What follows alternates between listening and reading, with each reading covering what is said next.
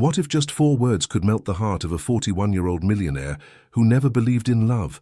On their wedding night, a pure 20-year-old whispered, "I've never felt this before," and he fell deeply in love for the first time. Where are you watching from? Let us know your country in the comments, subscribe to the channel and leave a like so you don't miss this incredible love story. Wren's hand trembled as Atticus closed the door of the bridal suite in the ancestral estate in Savannah.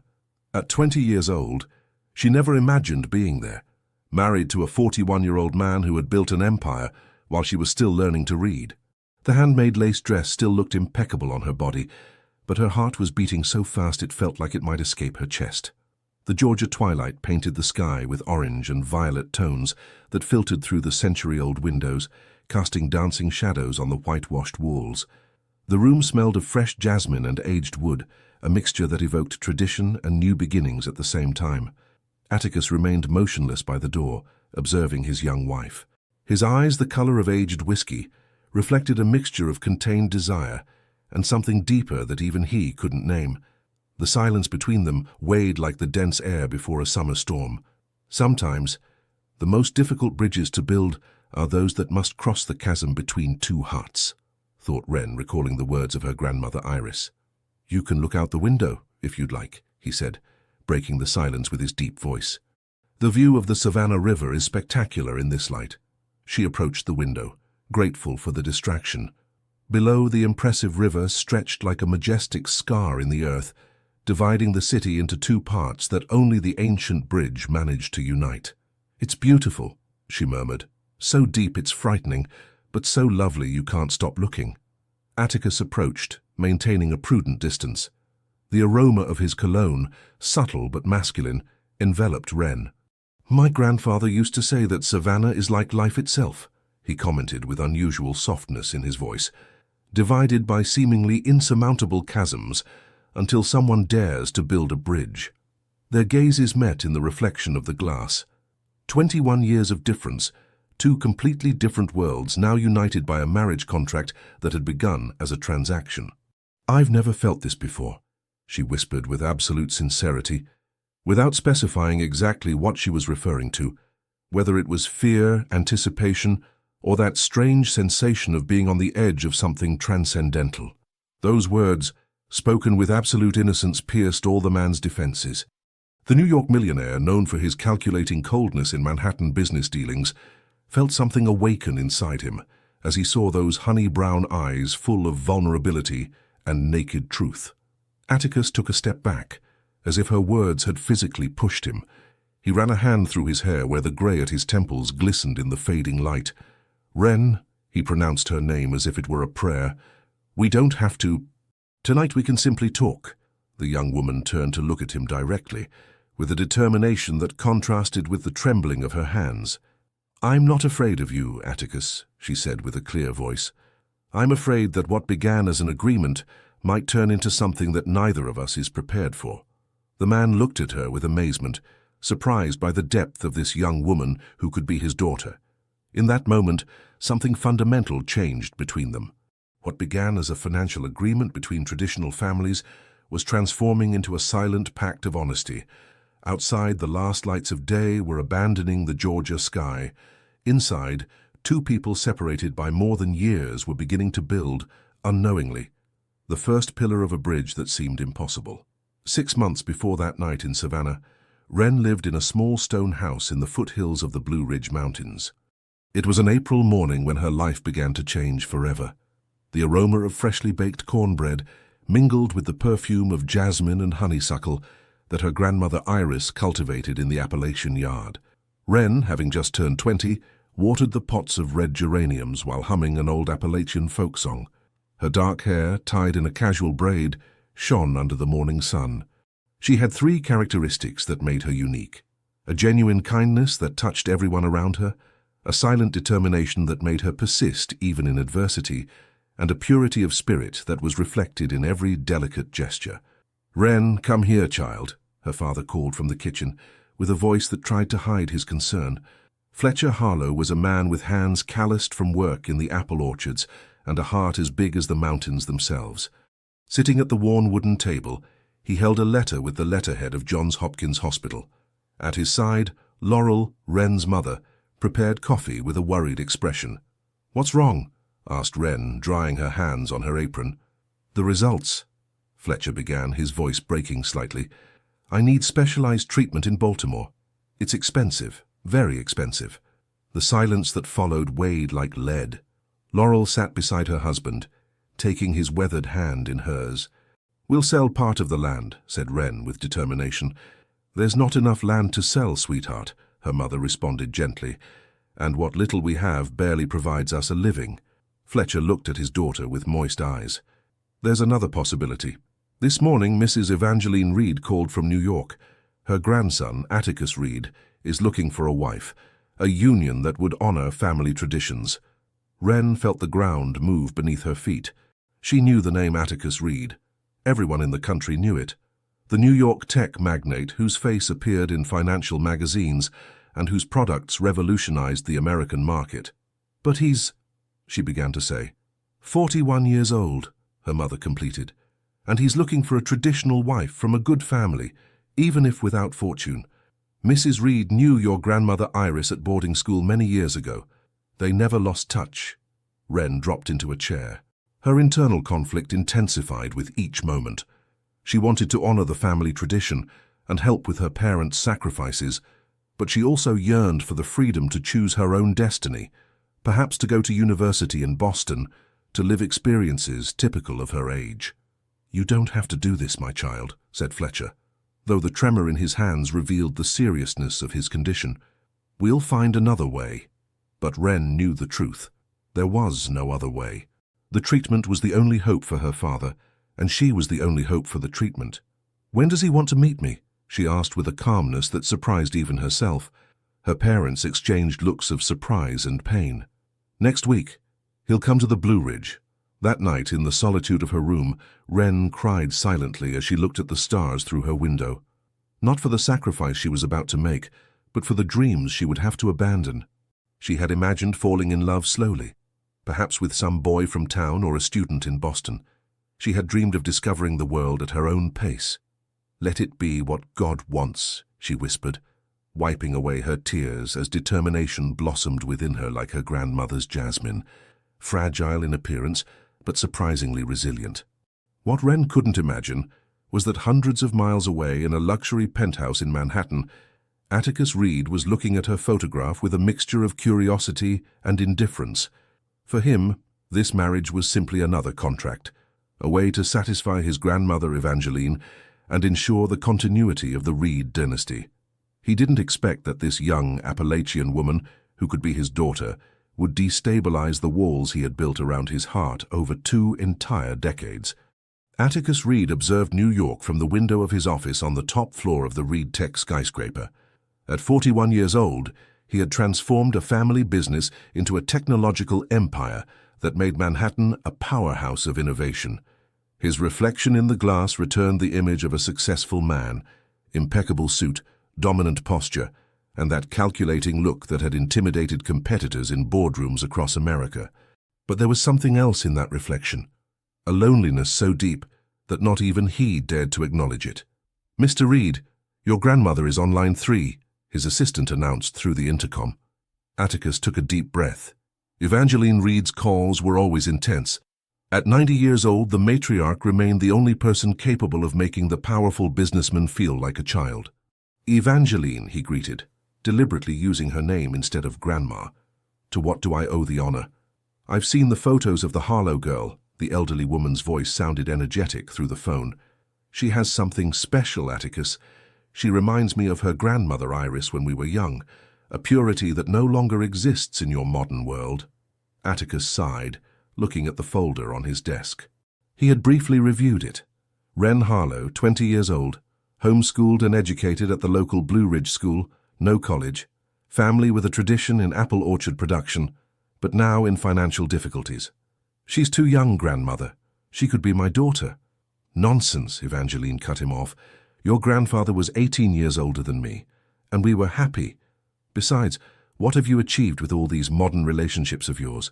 Loneliness and distrust. You need someone who isn't contaminated by New York ambition, someone who brings real values to the Reed family." Atticus ran a hand through his hair, where the first silver strands were beginning to appear at his temples. In the 2 decades since he took over the family business at 21, he had witnessed the emotional bankruptcy of his own father, who lost everything for the love of a gold digger in Boston. That experience shaped his worldview. Relationships were transactions and feelings dangerous weaknesses. "I'll think about it," he finally responded. "There's nothing to think about. I've already arranged a visit to the Blue Ridge next week. Her father is ill and they need money for treatment in Baltimore. It's a perfect opportunity for both families." After hanging up, Atticus reopened the folder and looked more carefully at Wren's photograph. She wasn't a conventional beauty like the models he usually dated. There was something different in her eyes, a mixture of strength and vulnerability that was intriguing. "It's just another contract," he told himself, closing the folder. "An agreement that benefits both parties." The first meeting between them happened on an October afternoon, when the leaves of the maples danced in the wind, descending from the mountains. He arrived at her house in a Range Rover that was worth more than the entire property, wearing a suit that cost the equivalent of years of work for that family.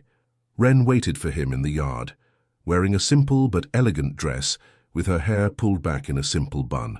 Her slightly trembling hands served mint tea in handcrafted ceramic cups inherited from her great-grandmother. The contrast was overwhelming. He, accustomed to the modern environments of Manhattan and 5-star hotels on Park Avenue, she, whose greatest luxury was the view of the sunset tinting the fields of sunflowers gold. "Why did you agree to meet me?" he asked directly after the formal greetings. Wren looked him in the eyes without hesitation. "For my father. He needs the treatment in Baltimore." The sincerity of her response momentarily disarmed him. He was used to flattery, to calculated responses designed to please him. "At least you're honest," he commented, drinking the tea with certain caution, as if fearing that something so simple might contain some hidden danger. "Honesty is the only thing I can offer, Mr. Reed. I don't have fortune, connections, or experience in your world." He observed her more carefully. During that initial conversation, he noticed how she spoke about the land with reverence, how she described the apple harvest festivals with deep knowledge despite her young age, how her youthful eyes brightened when mentioning the traditions of Appalachian folk music. Something in that genuine brightness disturbed the New York executive, as if questioning everything he believed he knew about value and importance throughout his 4 decades of life. "I'm 41 years old, Wren," he said suddenly, as if he needed to remind them both. "Don't you find the difference excessive?" She smiled slightly, a smile that didn't completely reach her eyes. "My grandmother says that the age of the soul isn't measured in years, but in scars and joys. There are young people with old souls and old people with young souls." Atticus felt an unexpected pang. Was this young woman insinuating that his soul was old, worn out by cynicism and distrust? The conversation flowed surprisingly easily after that. They talked about books. She adored the poetry of Robert Frost. Music, he confessed his weakness for the cello. Places that he knew and she had only seen in photographs. When it came time to leave, Atticus found himself strangely reluctant to end the meeting. There was something refreshing in Wren's perspective, in her way of seeing the world without the filters of money and power. "I'll return next week," he said, like someone making a business decision. "If that's all right with you." Wren nodded, accompanying him to the car. "A question, Mr. Reed," she said when he was about to get into the vehicle. "Why me? With your position, you could marry any woman in New York, someone from your own world." Atticus paused, reflecting. The truth was that not even he knew for certain. "Perhaps because I'm tired of my world," he finally answered, surprising himself with his own sincerity. "Good afternoon, Wren." As the Range Rover moved away down the dirt road, Wren remained motionless, with the mountain wind gently moving her dress. In that moment, a small seed of something indefinable began to germinate in her heart. What neither of them could imagine was that this first meeting would be the beginning of a transformation that would fundamentally change who they were and how they understood love, value, and life itself. 2 weeks after that first meeting, Atticus received a detailed report on Wren's daily activities. It was a habitual practice for him to thoroughly investigate anyone who entered his circle. However, what he discovered left him intrigued. The first small revelation came when he learned that Wren, despite being only 20 years old, dedicated every morning to teaching children from farming families in the region without receiving a penny for it. Her motivation wasn't recognition or status, but pure compassion, a reflection of the values she had learned in the services at the small local chapel. This information directly contradicted his belief that all people, especially young ones, acted driven by self-interest. That same afternoon, while reviewing multi-million-dollar contracts in his office, he found himself thinking about the young Appalachian woman. What kind of person dedicated their time to teaching without obtaining tangible benefits? "Mr. Reed, the board is waiting," his assistant reminded him, interrupting his thoughts. During the meeting, while his executives discussed aggressive strategies to absorb a promising startup, Atticus found himself questioning his own methods for the first time in years. The image of Wren teaching under a century-old oak tree seemed more authentic and valuable than the hostile acquisition they were planning. The second small revelation occurred when, following an impulse, he invited Wren to visit his office in Manhattan. He hoped to impress her with the empire he had built, to show her the power and influence that would come with the marriage. Wren arrived dressed in simple elegance, a navy blue dress that contrasted with the designer suits of the female executives who transited through the building. He guided her through the cutting-edge facilities, the research laboratories, the conference rooms with panoramic views of the city. To his surprise, Wren didn't show dazzlement at the ostentations of wealth, but rather discomfort with the frenetic pace and coldness of that glass and steel environment. "It's impressive," she said, observing the employees who walked hurriedly with their phones and tablets. "But are they happy?" The question caught him completely off guard. "Excuse me? All these people, working so hard, always running. Are they happy? Do they have time to see their children grow, or to care for their parents as they age?" To her, those ultra-modern buildings seemed like golden cages, and she expressed this in her soft English mixed with Appalachian expressions, with a sincerity that none of his partners, all experienced men his age, would ever dare to manifest.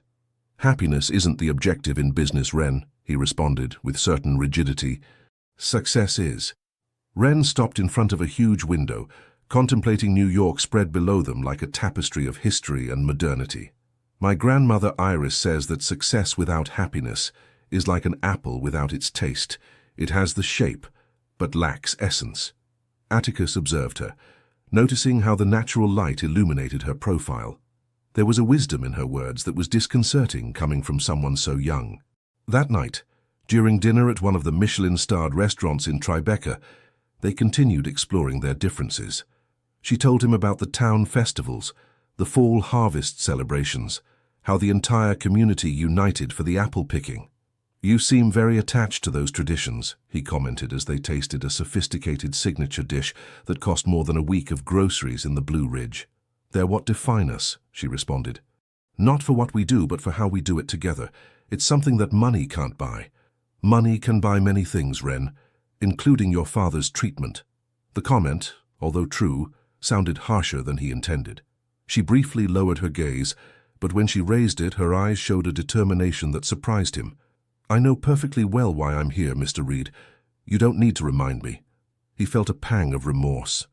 He wasn't accustomed to feeling guilty for telling truths, however harsh they might be.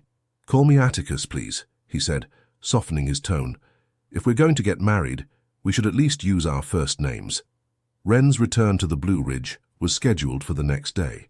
That night, in the hotel suite where he had accommodated her, she contemplated the lights of New York, wondering if she could ever adapt to this accelerated and artificial life. Meanwhile, Atticus remained awake in his penthouse with a glass of whiskey in his hand, reflecting on the young woman who had questioned, with a few simple words, the entire system of values he had built over decades. The wedding was set for 3 months later. During that time, they would meet weekly, alternating between New York and the Blue Ridge. Each meeting would reveal deeper layers of their personalities and test the incipient connection that, against all odds, was beginning to form between them.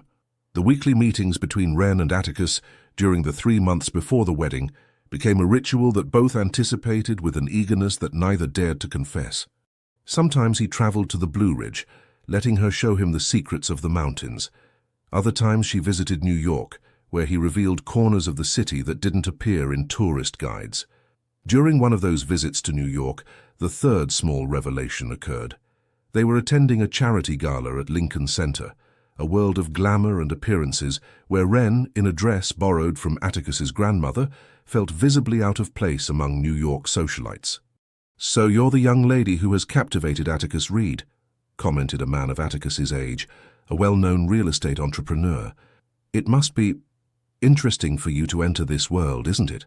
So different from... Where did you say you were from?"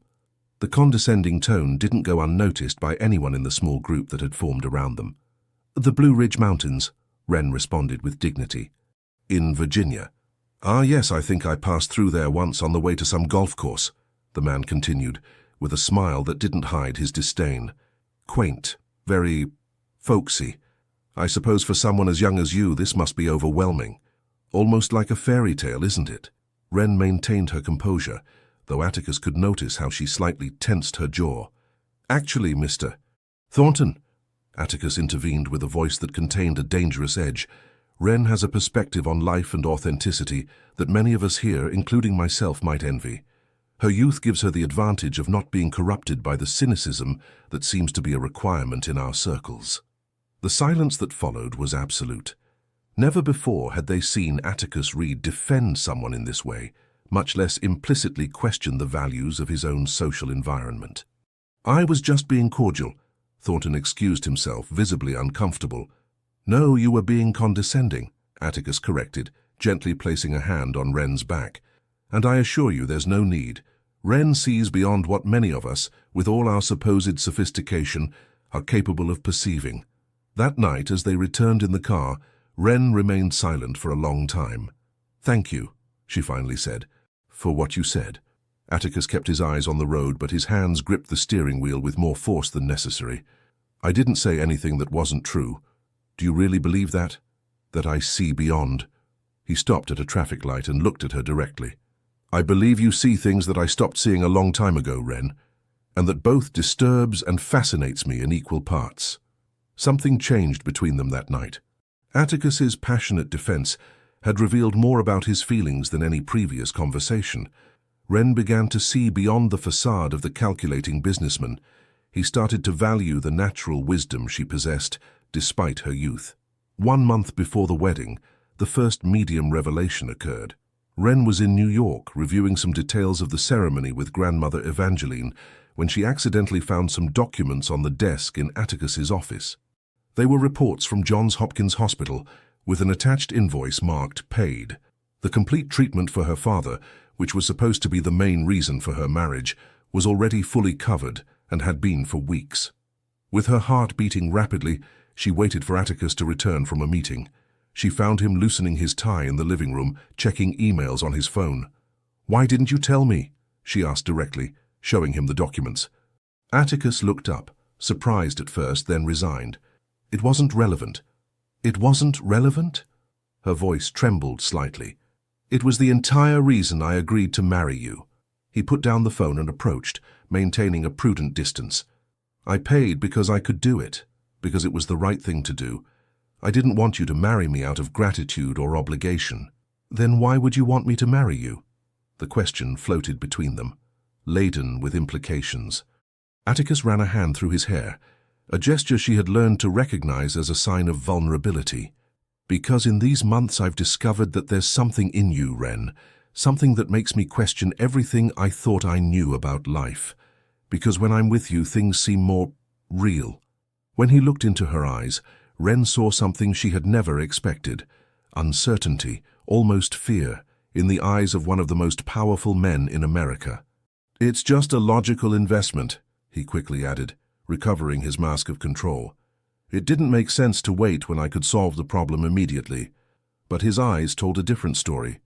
Wren realized then that this middle-aged man was fighting against his own feelings, and this revelation awakened in her an unexpected tenderness that transcended the decades that separated them. "Thank you," she said simply, approaching to take his hand. The contact was brief but electrifying.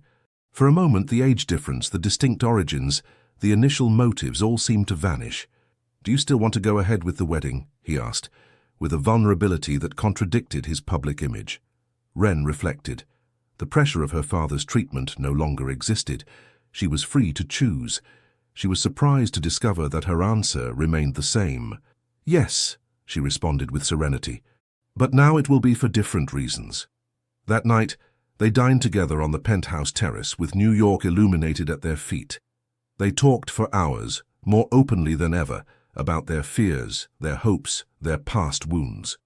The 21-year gap between them sometimes seemed an insurmountable abyss, and other times merely a footnote in their shared story.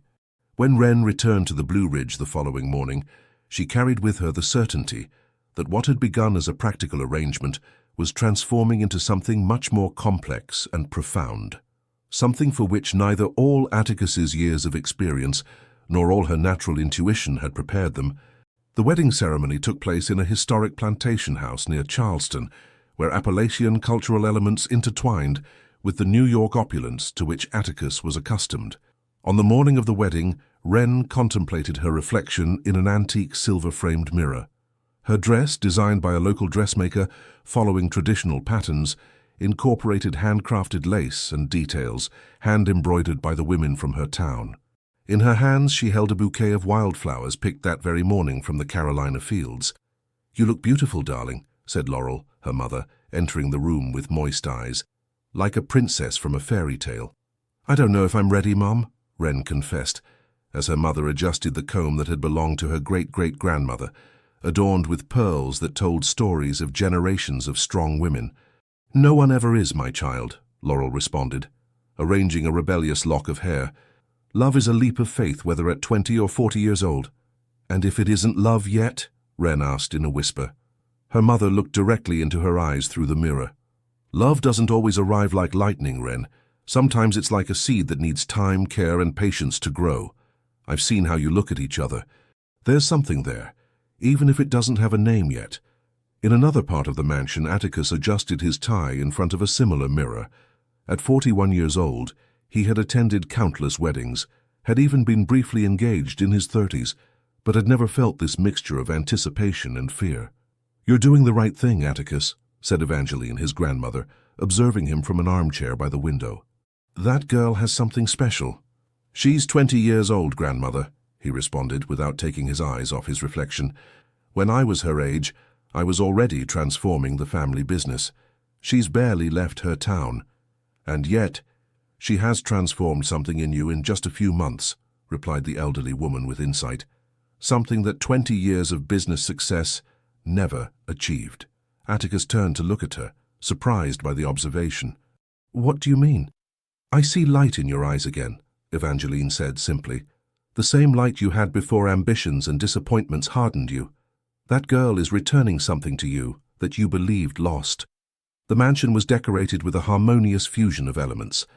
The women from Wrenstown had embroidered traditional flowers on the tablecloths, symbols of fertility and prosperity. The aroma of artisanal incense from the Blue Ridge permeated the air, while folk songs resonated off the stone walls.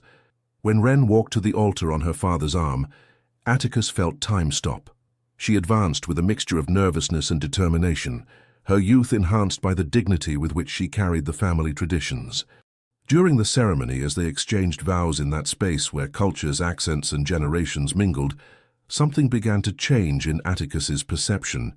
Observing all those carefully interwoven details, he began to understand that culture wasn't just something from the past, but a living root that nourished identity and purpose, something that his youth lost in boardrooms had never allowed him to experience. It was during the wedding banquet, where they served Virginia ham and New York champagne, that the second medium revelation occurred.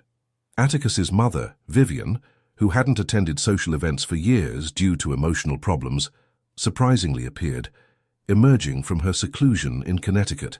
The woman, thin and with a fragile air that contrasted with her son's strength, approached the newlyweds when the celebration was at its height.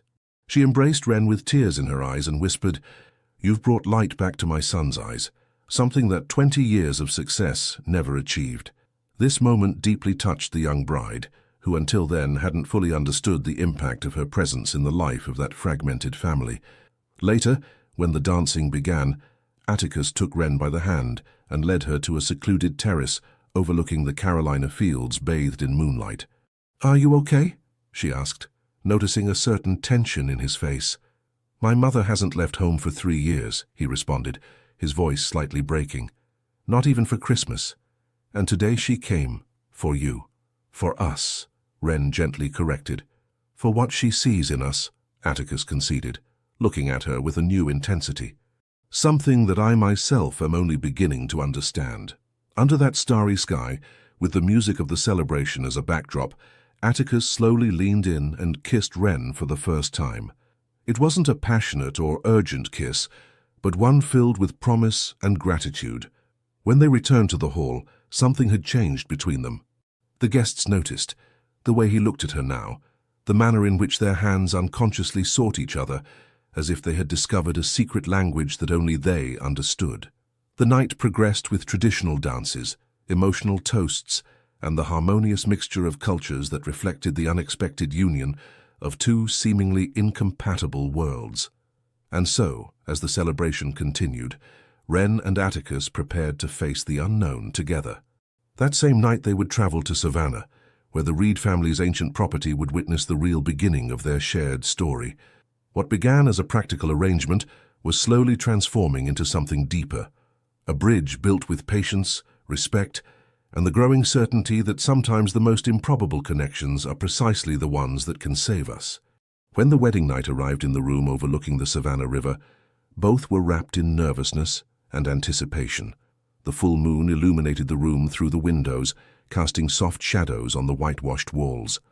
After that first moment of tension by the window, when Wren's words, "I've never felt this before," had pierced Atticus's defenses, a silence loaded with possibilities filled the room.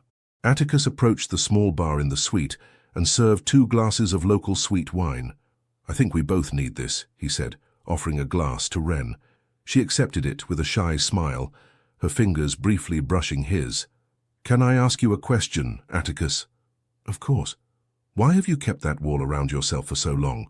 Sometimes I can see beyond it, but then you hide again." The question, direct and sincere, typical of Wren, took him by surprise. Atticus contemplated the amber liquid in his glass, as if seeking answers in its depths. "I suppose because it worked," he finally responded. "Walls keep pain away." "And also joy," she added softly. He nodded, acknowledging the truth in her words. "My father," he began, sitting on the edge of the bed, "lost everything for love, or at least that's what they always told me. He fell hopelessly in love with a woman who used him and left him in ruin. I was 18 when it happened.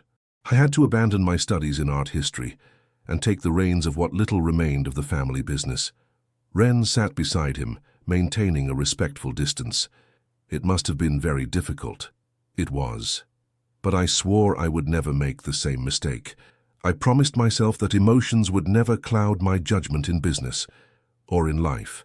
He paused, taking a sip of wine. "For 20 years, that philosophy worked perfectly for me. I built an empire, multiplied the family fortune, became someone respected and feared. But not loved," Wren added quietly. Atticus looked at her, surprised by her insight. "No, not loved," he admitted. "Until you appeared, with your 20 years and your way of seeing the world as if each sunrise were a new miracle." Wren felt her heart beating rapidly. She had never expected this vulnerability from him. "I'm afraid, Atticus," she confessed, "not of the marriage or of you. I'm afraid of not being up to your world, of disappointing you, of you growing tired of my inexperience." He put his glass on the nightstand and took her hands in his. "Wren, your inexperience, as you call it, is what has allowed me to see the world with new eyes. You've shown me value in things I had forgotten mattered. But I'm so young compared to you." "Age is just a number," he said with an ironic smile. "Wise words from your grandmother, right?" She smiled, remembering that conversation during their first meeting.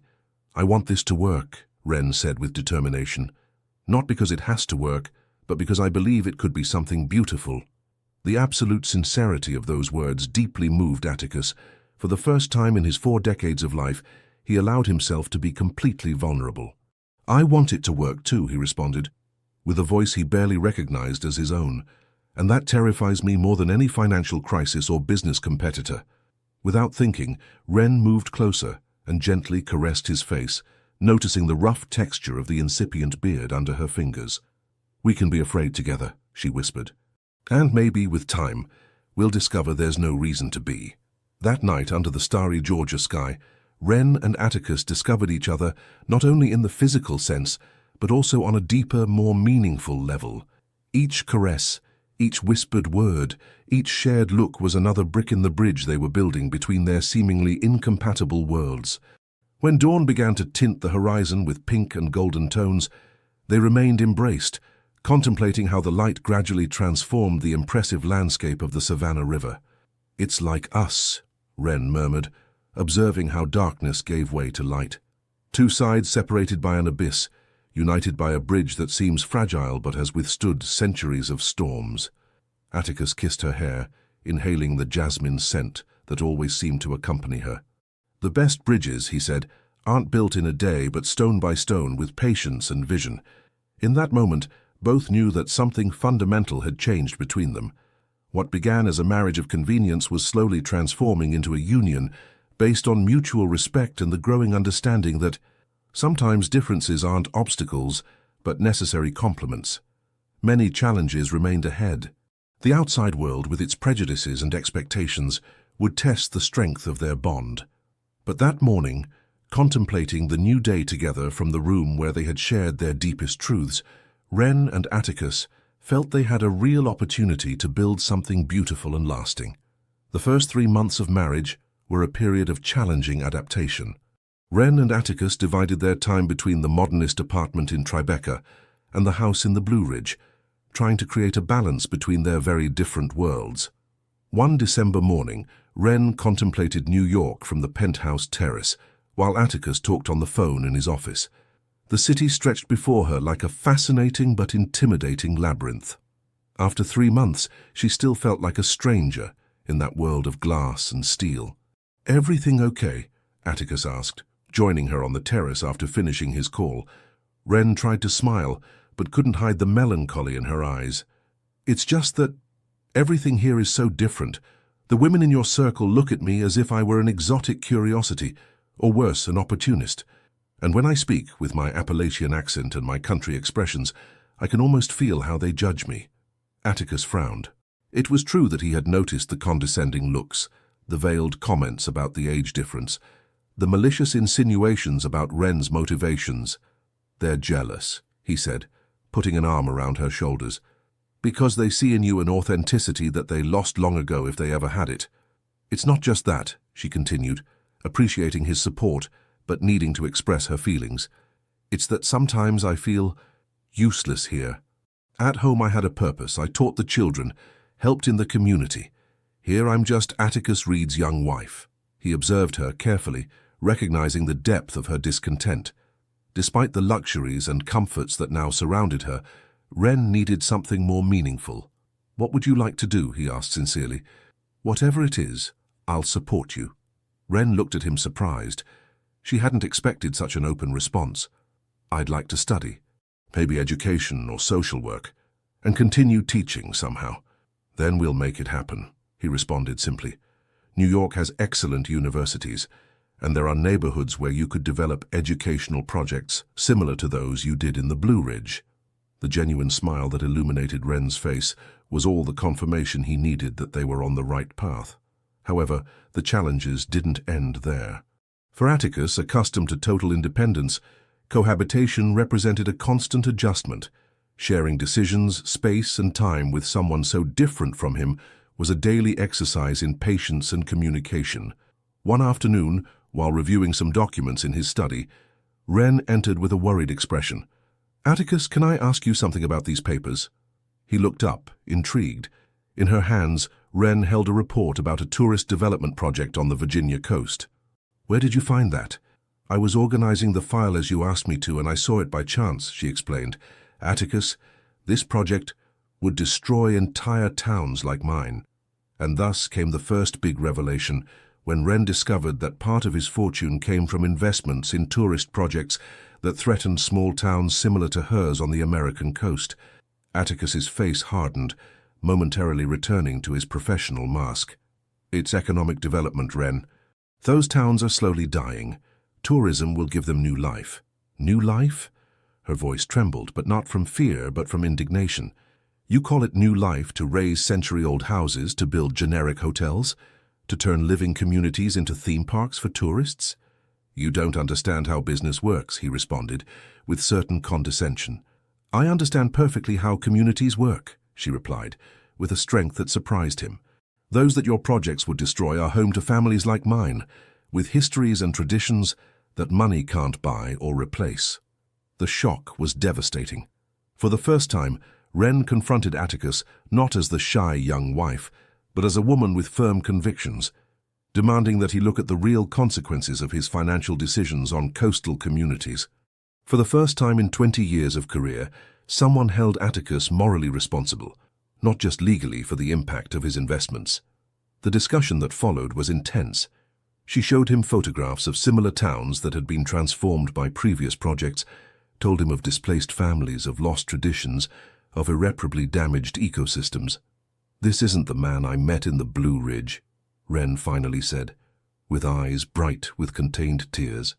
The man I admired is capable of seeing beyond immediate profit. Her words hit Atticus like a slap. For years he had carefully separated his business decisions from any ethical or emotional consideration. But now, faced with Wren's disappointed eyes, that separation seemed more cowardice than strategy. That night they slept apart for the first time since their wedding. He on the couch in the study, she in the master bedroom, both awake and reflecting on what it truly meant to build a life together when their values seemed so fundamentally different. This conflict could have destroyed their incipient relationship, but instead it became a turning point. The next morning Atticus entered the kitchen, where Wren was preparing coffee in silence. I want to see those towns, he said simply, with you. I want to understand what you're defending. The surprise on her face was evident. Are you serious? Completely, he responded. If I'm going to make decisions about these projects, I need all the information, not just market studies, but also the human part. That journey marked the beginning of a profound change. During the following weeks, Atticus and Wren visited several coastal towns between Virginia and North Carolina, seeing with their own eyes both the potential and the risk of massive tourist developments. It was during these weeks, sharing simple rooms in local inns, eating in family restaurants and listening to stories from fishermen and farmers, that something fundamental changed in Atticus's perspective. The figures and projections he used to see in reports acquired faces, names, and stories. The third medium revelation emerged when, after this revealing journey, Atticus made the radical decision to divest millions and redirect resources towards sustainable tourism projects that respected traditional architecture and local communities. His board partners in Chicago, all men his age or older, questioned his sanity, insinuating that the young wife was influencing him negatively. But for the first time in his career, Atticus didn't base his decision on maximizing short-term benefits, but on creating lasting value that would benefit both investors and communities. When they returned to New York, something had changed between them. Mutual respect had grown, transforming their relationship into something deeper and more meaningful. Wren saw in Atticus the capacity to evolve and question his own beliefs. He discovered in her a moral strength and clarity of purpose that transcended her youth. I think we're finally building that bridge, she commented one night as they contemplated together the skyline of New York from their terrace. Atticus intertwined his fingers with hers, feeling a connection that went beyond the physical. A bridge, he murmured, remembering that first night in Savannah, between two worlds that seemed impossible to unite. What began as a clash of values had transformed into an opportunity to grow together, demonstrating that even the deepest differences could become strengths when there was willingness to understand and evolve. The fourth month brought new challenges, this time coming from Wren's family side. On a spring afternoon, while enjoying a weekend at the Blue Ridge house, they received the unexpected visit of Wren's aunt and uncle, Morris and Elaine, who arrived from Richmond without prior notice. "Beloved niece," exclaimed Uncle Morris, hugging Wren effusively, "isn't this marriage wonderful? You've brought prosperity to the entire family." From the first moment, Atticus perceived something he didn't like in the man's attitude. His eyes constantly evaluated the furniture, the paintings, every detail that could indicate wealth. During dinner, hastily prepared by Wren, The true purpose of the visit became clear. "You see, Atticus," Morris began, serving himself more wine, "we have a small business in Richmond, a craft products store. With a small investment, we could expand, perhaps open branches in Washington, even in New York." Wren observed with growing discomfort. She knew her uncle and aunt well, and was aware that their small business barely existed beyond an occasional stall at local markets. "It's a unique opportunity," Uncle Morris continued. "We thought that, as part of the family now, you would want to help us. After all, what benefits one Harlow benefits all, doesn't it?" Atticus maintained his neutral expression. Years of difficult negotiations had taught him not to reveal his thoughts. "Sounds interesting," he responded diplomatically. "Of course, I would need to see a business plan, financial projections." Aunt Elaine intervened quickly. "Oh, those are formalities. We're family. Family helps without placing conditions, isn't that right, Wren?" All eyes turned to her, who found herself caught between family loyalty and her growing discomfort with the situation. "I think Atticus is right," she finally said, with a soft but firm voice. "Her business should be treated professionally, even among family." The expression of surprise and displeasure on her aunt and uncle's faces was evident. They hadn't expected resistance from the young niece who had always been so accommodating. That night, after the aunt and uncle retired to the guest room, Wren and Atticus talked in the privacy of their bedroom. "I'm sorry about this," she said, clearly distressed. "I should have imagined something like this would happen." Atticus sat beside her on the bed. "You don't need to apologize. You're not responsible for your relatives' actions." "But I feel divided," Wren confessed. "I was always taught that family comes first, that we should support each other. But what they're asking doesn't seem right." "What do you want to do?" he asked, genuinely interested in her opinion. "If you want to help them, we can find an appropriate way." She looked at him with gratitude for his understanding, but also with a growing determination. "I don't want them to take advantage of you, or of what we've built together," she responded. "If they really have a viable project, they should be willing to present it properly, like any entrepreneur." Atticus felt an unexpected pride in the maturity of her response. Despite being only 20, Wren was facing the difficult dilemma of establishing boundaries with people she loved, learning that kindness didn't mean allowing abuse. The following days were tense. The aunt and uncle, seeing they wouldn't easily obtain money, began making increasingly mordacious comments about Wren's betrayal of her roots, about how she had become a New York snob who forgot her people. Each comment was like a small wound for Wren, who had always deeply valued family ties. Atticus observed her internal struggle, offering silent support but allowing her to handle the situation in her own way. The final confrontation came when Uncle Morris, frustrated by the lack of results, directly accused Wren during breakfast. "You've forgotten who you are," he spat. "You sold yourself for money, and now you despise us. Your grandmother Iris would be ashamed." Those words, especially the mention of her beloved grandmother, were too much. Wren slowly rose from the table, with a dignity that impressed even Atticus. "My grandmother taught me the value of honest work and integrity," she said with a clear voice. "She never asked for anything she didn't deserve, and she taught me that respect is earned, not demanded by kinship. I love you, Uncle Morris, Aunt Elaine, but I can't give you what you're asking for in this way." "If you really have a viable project," Atticus added, standing beside his wife, "we're willing to evaluate it as we would any business proposal. We could even offer advice to improve it. But we won't hand over money without a clear and responsible plan." The aunt and uncle left that same day, with cold goodbyes and veiled promises that the entire family would know how Wren had treated them. That afternoon, Atticus found Wren crying silently while picking blueberries in the small orchard behind the house. Without a word, he sat beside her on the red earth. "Did I do the right thing?" she asked, her voice breaking. "Or am I betraying my roots, as they say?" Atticus picked up a fallen blueberry, contemplating it thoughtfully. "When I was young," he began, "I believed roots were chains that tied you to a place, to a destiny. That's why I worked so hard to escape my family's expectations. But you've taught me that true roots don't tie you down. They nourish you, give you strength to grow." He paused, carefully choosing his words. "What you did today wasn't rejecting your roots, Wren. It was honoring them. You honored the true values your grandmother transmitted to you, not a blind loyalty that some try to demand.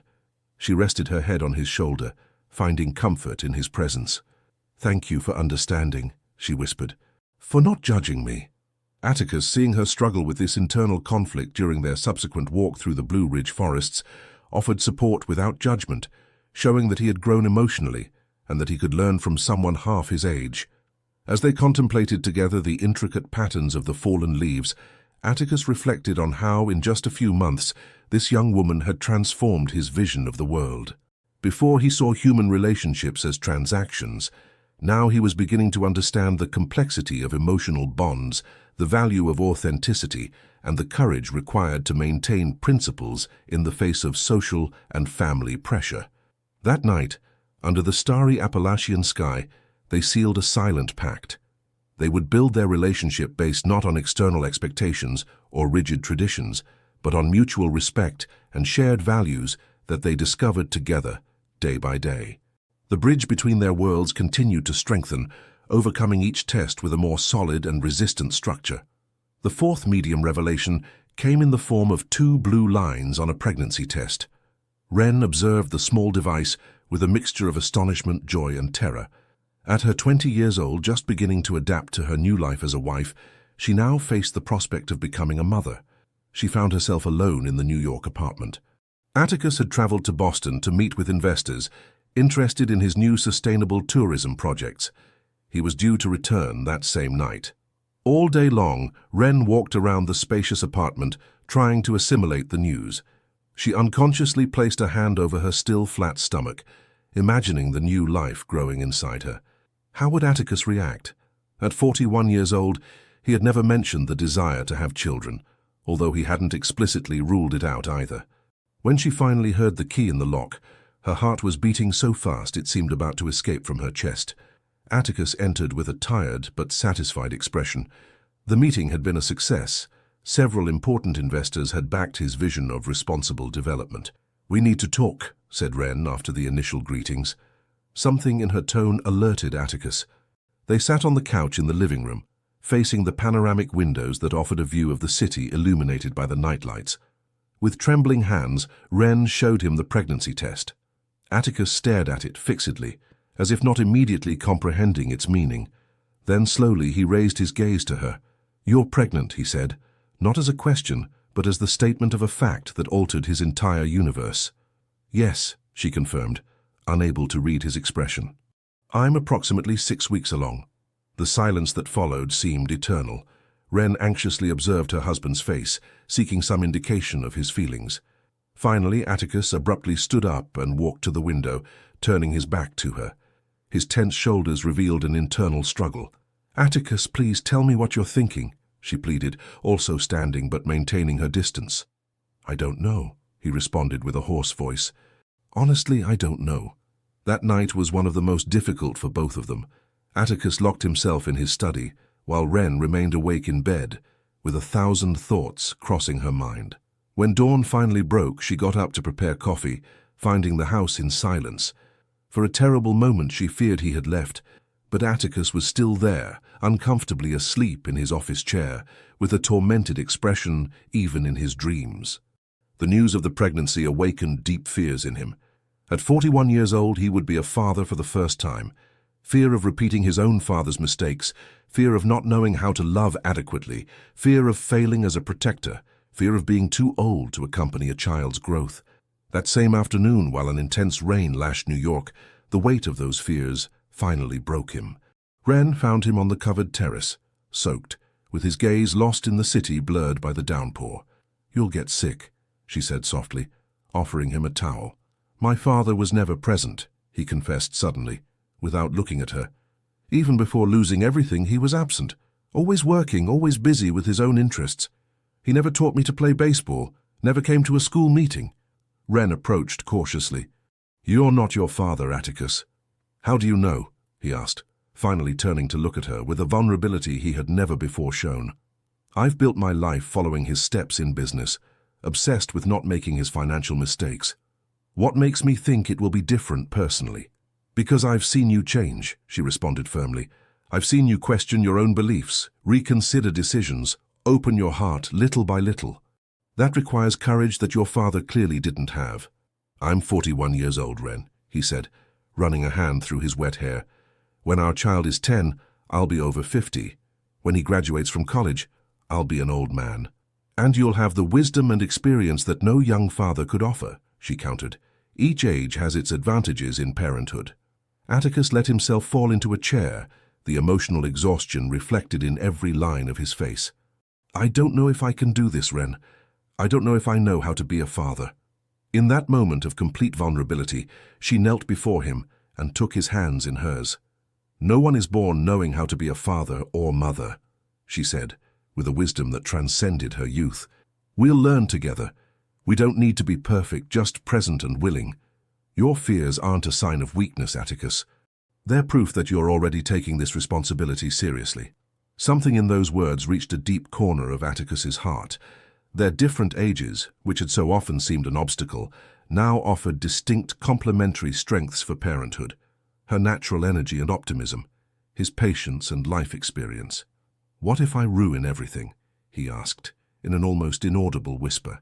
Then we'll fix it together, she responded with simplicity. Like we've done until now. That night, for the first time, Atticus gently placed his hand on Ren's stomach. There was nothing to feel yet, no perceptible physical change, but the simple gesture represented an acceptance, a silent commitment to the life they had created together. We're going to need a room for the baby, he finally said.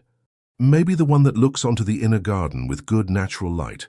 The smile that illuminated Ren's face was like a sunrise after a stormy night. It wasn't just relief she felt, but also a deep pride for the man who was learning to face his fears instead of hiding them behind a mask of indifference. In the following weeks, both began to prepare for the baby's arrival, each in their own way. Atticus methodically read books on parenthood and child development, taking notes as if it were a business project. Ren spent hours imagining how to decorate the room, mixing modern elements with traditional Appalachian touches. What began as a shock was gradually transforming into a new pillar for their relationship, another bridge between their worlds that united them more deeply than they could have imagined possible. The second big revelation occurred 6 months after the wedding, when grandmother Evangeline invited them to spend a weekend at her house in the Hamptons. The matriarch, who had been the catalyst for their union, rarely left her residence in New York, preferring the tranquility of her home at the age of 90. The house was an elegant seaside villa with a view of the ocean, full of antiques and family mementos accumulated over decades. Ren, now in her second trimester of pregnancy, especially enjoyed walks through the garden perfumed with lavender and rosemary. On the first night, after a quiet dinner on the veranda, Evangeline asked to speak to Atticus alone. Ren retired to rest while grandmother and grandson shared a glass of sherry in the living room. I see you changed, Atticus, commented the elderly woman, studying his face with perceptive eyes that hadn't lost their sharpness despite the years. There's a peace in you that I haven't seen since you were a child. He smiled slightly, contemplating the amber liquid in his glass. Ren has transformed many things in me, he admitted. I see the world differently now. Evangeline nodded, as if confirming something she already knew. It's time for you to know the whole truth about your father, she said suddenly, with a seriousness that captured all of Atticus's attention. You've lived too long believing a lie that I helped maintain. Atticus's heart accelerated. For more than 20 years he had built his entire life philosophy around the lesson learned from his father's fall, never allowing emotions to cloud judgment in business. What are you talking about, grandmother? The elderly woman rose with effort and went to an antique mahogany desk. From a hidden drawer she extracted a folder yellowed by time. Your father didn't lose everything for love, Atticus, she said, returning to her seat. That's what we decided to tell you to protect the family name. The truth is much more prosaic and shameful. With hands trembling from age, Evangeline handed him the folder. Inside, Atticus found legal documents, carefully preserved newspaper clippings and photographs. As he read, his face progressively paled. His father hadn't been the victim of an opportunistic woman, but the architect of his own downfall. He had participated in a business fraud scheme that involved illegal construction on the Long Island coast, bribing officials and falsifying environmental permits. When everything was discovered, Evangeline continued as Atticus assimilated the shocking revelation, we used our connections to keep the scandal away from the national press. We invented the story of the manipulative woman to save the family reputation. You were young, just starting at the university. We thought it was better for you to believe that than to know your father was a criminal." Atticus felt as if the ground had opened beneath his feet. His entire adult life, all his decisions, had been founded on a lie. "Why are you telling me this now?" he managed to ask, his voice barely controlled. The elderly woman's eyes softened. "Because I see you happy for the first time in decades, because you found something real with Ren, and because I don't want you to continue carrying a fear based on a lie." She paused, taking her grandson's hands in hers. "Your father wasn't destroyed by love, Atticus. He was destroyed by greed and lack of ethics. You don't have to repeat any of those mistakes." That night, Atticus didn't sleep. When Ren woke at dawn, she found him sitting on the balcony of the room, contemplating the sea with reddened eyes. Without a word, he handed her the folder. As she read, he observed her face, fearing to find disappointment or judgment. But all he saw was understanding and compassion. "Oh, Atticus," she whispered when she finished, approaching to embrace him. "I'm so sorry." "My entire life has been a lie," he said, his voice breaking. "Every decision I made, every wall I built was based on something false." Ren took his face in her hands, forcing him to look at her. "Not everything was false," she said firmly. "You've built valuable things, created jobs, innovation. Your motives may have been influenced by that story, but your achievements are real." The deconstruction of this narrative was painful and liberating at the same time. Atticus needed to rebuild his identity from scratch, questioning each belief he had held during 2 decades of career. "I don't know who I am without this story," he confessed, with a vulnerability that months ago would have been unthinkable. "I've defined my entire life in opposition to what I believed my father was." "You are Atticus Reed," Ren responded simply, "an intelligent, determined man who is learning to open his heart. A future father. My husband. That is real, and it's enough to start with." In the days that followed, as they remained in the Hamptons, Atticus went through a profound process of reflection. With Ren's patient guidance, he began to separate what he truly valued from the defensive reactions he had developed based on a lie. One afternoon, as they walked along the beach, Atticus suddenly stopped. "I want to sell the New York apartment," he said, surprising Ren. "Why?" "I thought you loved it. I bought it because it represented everything opposite to the warmth I associated with weakness," he explained. "Glass, steel, cold minimalism. I want our child to grow up in a home, not an architectural statement of emotional detachment." Ren smiled, intertwining her fingers with his. "And where would we live?" "We could look for something new," he suggested, with an enthusiasm she rarely saw in him. "Maybe in Greenwich Village or Brooklyn, neighborhoods with more character and community. Or even divide our time between New York and Virginia, so our child knows both worlds." With her youthful perspective uncorrupted by years of cynicism, Ren helped Atticus envision possibilities he had never considered. A life where professional success and personal fulfillment weren't mutually exclusive. Upon returning to New York, Atticus began implementing significant changes in his life and in his companies. He hired a team of ethical auditors to review all his past investments, committing to rectify any harm caused. He restructured his agenda to dedicate fewer hours to the office and more time to preparing for fatherhood and strengthening his relationship with Ren. The lie that had defined his life for 20 years was crumbling, finally allowing him to build something authentic, on true foundations. And in this transformation process, Ren's unconditional support was fundamental. Her youth, which many had seen as an obstacle, proved to be precisely what Atticus needed: a fresh perspective, uncontaminated by years of cynicism and distrust. The bridge between their worlds strengthened with each shared truth, with each wall torn down, with each step they took together toward a future that neither could have imagined possible when they first met. During the 7th and 8th month, Ren and Atticus faced together the social resistance that their relationship generated.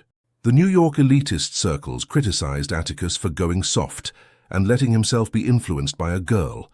The traditional Appalachian communities judged Ren for selling herself to a much older man. On a particularly difficult afternoon, they were returning from a lunch with Atticus's former partners, where the condescending looks and veiled comments had been constant. "How do you stand it?" Wren asked, visibly affected as they entered their new home. A cozy brownstone in Brooklyn that they had chosen together. The way they look at you, as if you'd lost your mind. Atticus left the keys on a reclaimed wood table that Wren had found in an antique store. I care less and less what they think, he responded with sincerity. Before, my professional reputation was everything. Now I see that many of those respected colleagues live empty lives behind their facades of success. Wren caressed her prominent belly, where their child grew oblivious to the complications of the outside world. It's not better in my town, she confessed. My cousin Bethany told me that some comment that I sold myself for money, that I forgot my roots. Atticus approached and embraced her from behind, also resting his hands on her belly. Do you regret it? He asked in a low voice. She turned to look at him. Not a single day, she responded firmly. What we have is real, Atticus, more real than any social expectation or rigid tradition. To face the external pressures, they developed their own rituals that strengthened their bond and reminded them of what truly mattered. Each morning, regardless of their schedules, they walked together through Prospect Park, planning their future while observing the ducks on the lake. On Wednesday nights, they dedicated themselves to cooking together. He learned to prepare cornbread and apple pie following her family recipes. Wren experimented with New York dishes that grandmother Evangeline taught her over the phone. They reserved moments of shared silence on their terrace, watching the sunset over the city, allowing the calm of dusk to wash away the noise of others' opinions. These rituals strengthened their bond, creating a unique couple culture that blended the youthful Appalachian temperament with mature New York practicality. One day, while Wren was reviewing some designs for the baby's room, she received a call from her mother, Laurel. Your Uncle Morris is saying horrible things in town, she informed, clearly distressed. He says Atticus controls you, that he's taken you away from your family, that he's changed you. Wren sighed, feeling the weight of these accusations. And what do you think, Mom? There was a brief silence on the other end of the line. I think I see you stronger, more confident in yourself, Laurel finally responded. And when I visited you last month, I saw how that man looks at you. It's not control I see in his eyes, Wren. It's admiration. These words comforted the young wife, reminding her that not everyone was blinded by prejudice and traditional expectations.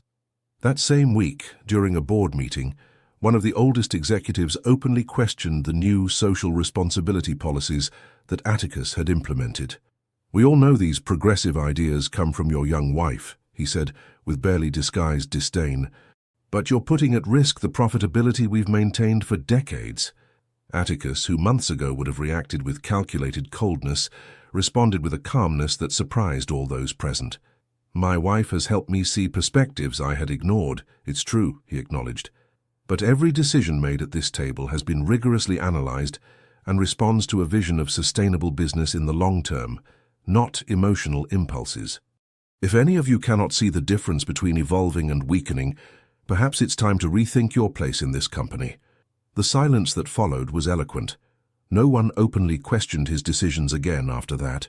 Each criticism, each judgment, each external obstacle paradoxically served to strengthen their bond. Where before there were differences that seemed irreconcilable, age, origin, worldview, now they found complementarity and mutual support. On a particularly significant night, while sharing a quiet moment after dinner, Atticus gave Wren a small box. What's this? She asked, surprised. Open it. Inside was an old key, wrought iron, with an intricate design.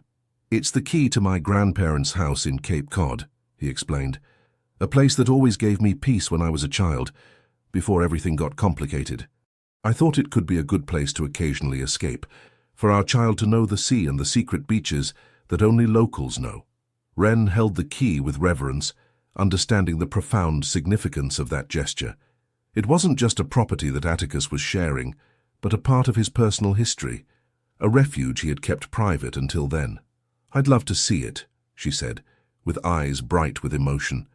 We'll go soon, he promised. I want to show you all the corners I loved to explore when I was the age our child will be someday. That night, as Wren slept peacefully beside him, Atticus reflected on the incredible transformation of his life. What had begun as a pragmatic arrangement had become the most authentic and meaningful relationship he had ever experienced. Each obstacle overcome, each criticism faced together, each moment of shared vulnerability had added a new arch of strength to the bridge that united their previously separated worlds.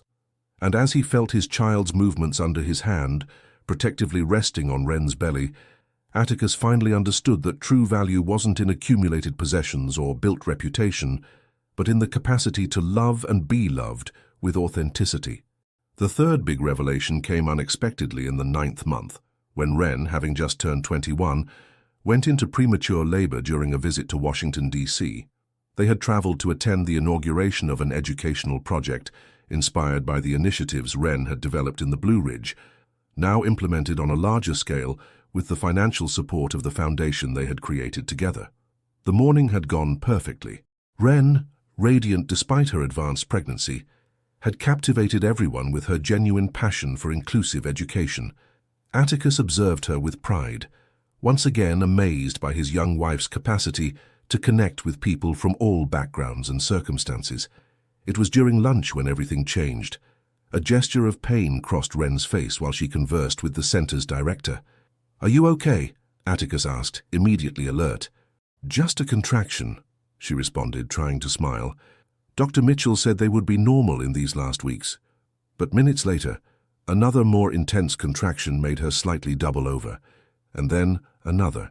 When Atticus noticed a wetness on the chair where she was sitting, panic invaded him. "We need to go to the hospital, now."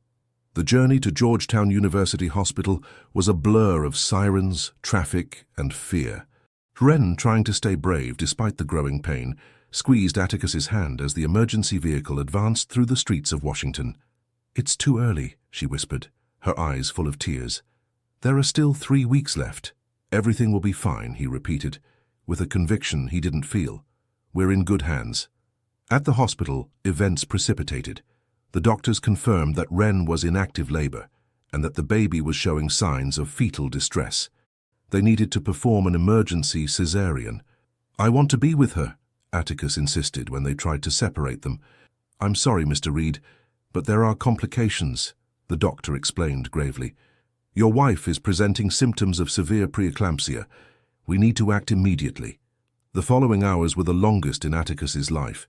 Alone in the waiting room with his usual control completely vanished, he negotiated with the universe, with God, with any force that might be listening, promising to be better, to do better, if only she and the baby survived.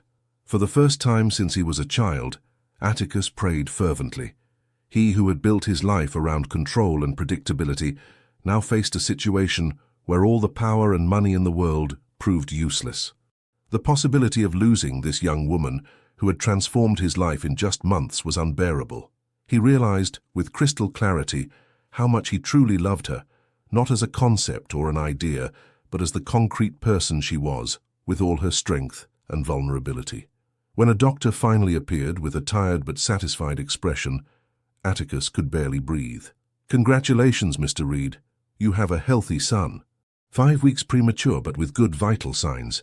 And my wife?" he asked, his voice breaking with contained emotion. "Mrs. Reed has been very brave," the doctor responded.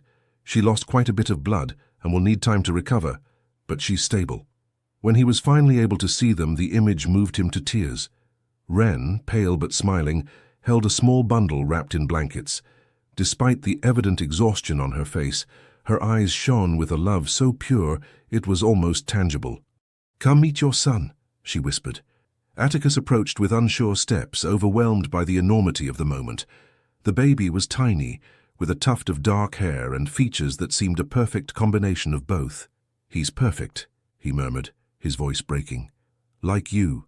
When he finally held his son in his arms, something in Atticus broke and reconstructed completely. The love he felt in that moment was so vast, it seemed impossible that it could fit inside his chest. "I thought I was losing you," he confessed, as a tear slid down his cheek. "I thought I was losing everything that truly matters." Wren extended a hand to dry that tear. "We're here," she said simply. "The 3 of us. That's what matters." They decided to name the boy Emmett, a name that honored both his maternal great-grandfather and his paternal heritage. Emmett Reed Harlow, born in Washington, D.C., fruit of 2 traditions and 2 worlds, that had found a way to unite. During the week that Wren remained in the hospital recovering, Atticus didn't leave her side. The executives of his company, urgent emails, important decisions, everything was relegated to the background. For the first time in his career, he completely delegated, recognizing that there were things infinitely more important than any business. He learned to change diapers, to calm little Emmett's cries, to hold him correctly, to feed him with the bottle when Wren needed to rest. The hospital director, knowing who Atticus Reed was surprised to find him one night sleeping uncomfortably in the armchair next to Wren's bed, with Emmett on his chest. It wasn't the image the business world had of the feared tech magnate. The experience close to tragedy profoundly transformed Atticus. The fragility of life, the importance of the now, the true hierarchy of what mattered, all was clearly illuminated during those intense days. When they finally could return home, they didn't go to New York but to Savannah, to the same property where they had spent their wedding night. Wren had expressed the desire for Emmett to first know the land of his maternal ancestors, and, to the surprise of many, Atticus had completely agreed. There, with a view of the impressive Savannah River, the small family began to build a new life, founded not on social expectations or rigid traditions, but on authentic love and mutual respect that they had cultivated through each test. The bridge they had been building between their worlds was now complete, strong enough to support not only their own steps, but also those of little Emmett, who someday would walk between both traditions with the same naturalness his parents had learned to do.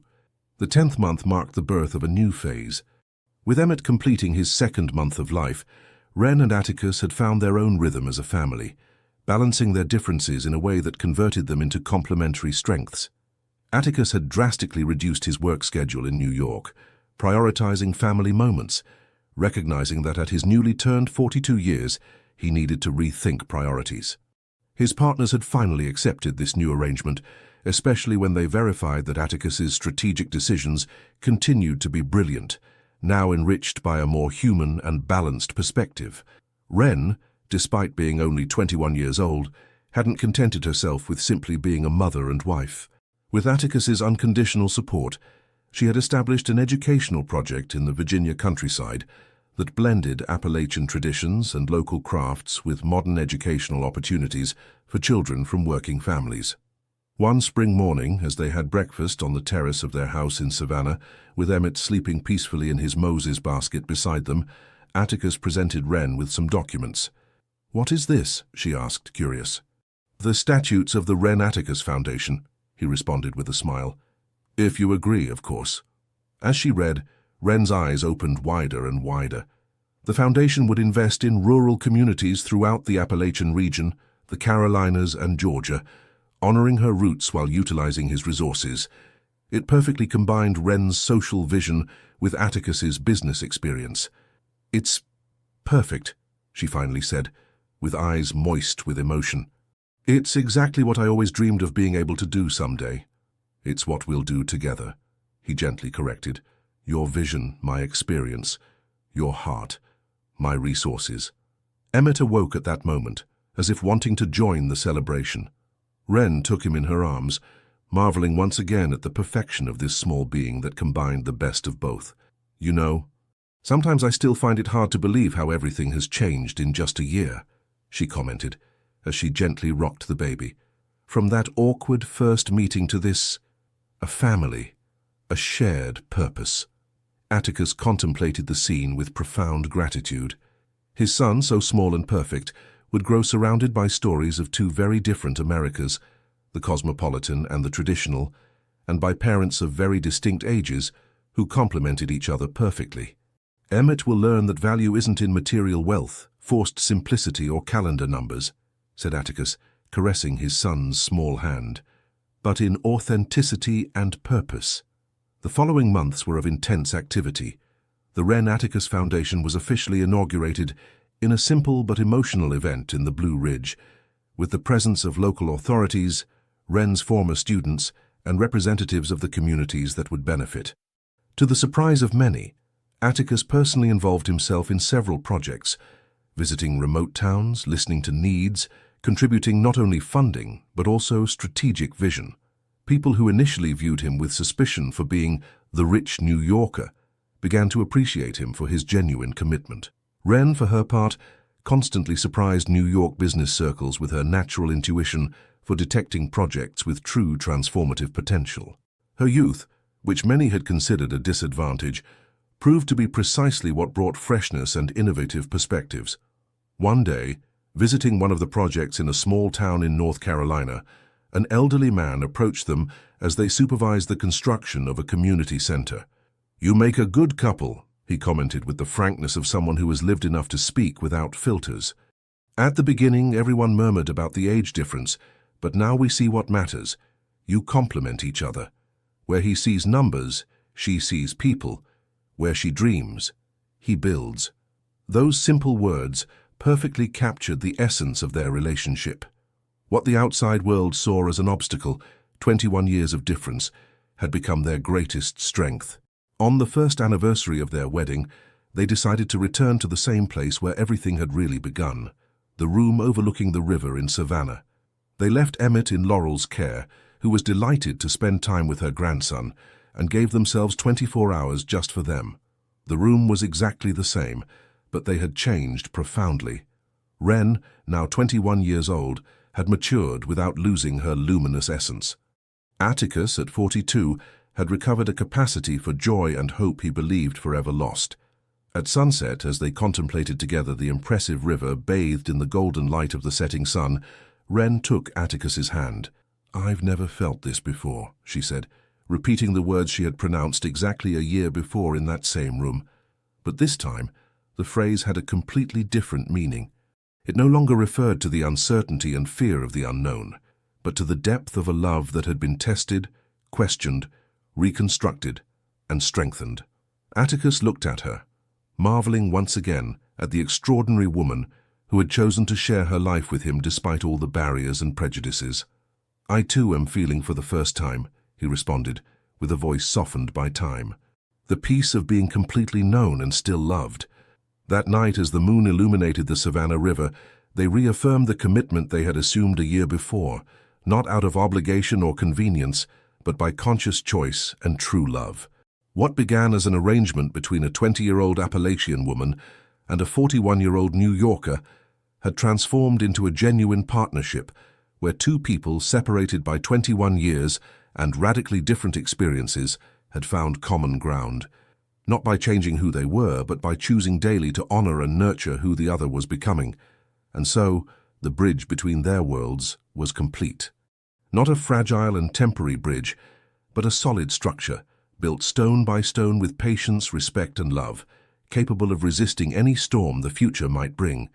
Because they had discovered the deepest truth, that sometimes the most improbable connections are precisely the ones that can save us, transform us, and lead us to fuller versions of ourselves. The most important bridges, thought Wren as she fell asleep in Atticus's arms, aren't those that cross rivers or valleys, but those that connect hearts across chasms that seemed impossible to bridge.